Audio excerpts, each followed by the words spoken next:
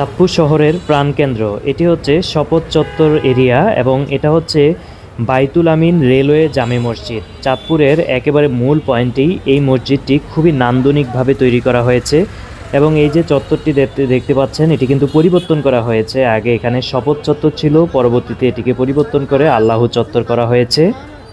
চাঁদপুরের অন্যতম গুরুত্বপূর্ণ স্পট এটি। এখান থেকে পাঁচমুখী রাস্তা রয়েছে, মানে পাঁচটি রাস্তার মিলনস্থল। এখান থেকে আপনি চাঁদপুর বাস স্টেশন যেতে পারবেন, বড় স্টেশন যেতে পারবেন, লঞ্চ ঘাট যেখানে রয়েছে এবং রেলওয়ে স্টেশন রয়েছে।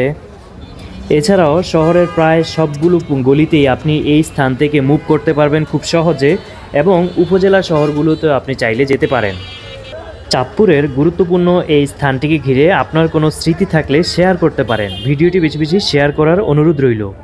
আপনার কোনো মন্তব্য থাকলে কমেন্ট করুন। ভিডিওটি বেশি বেশি শেয়ার করার অনুরোধ রইল। আল্লাহ হাফেজ।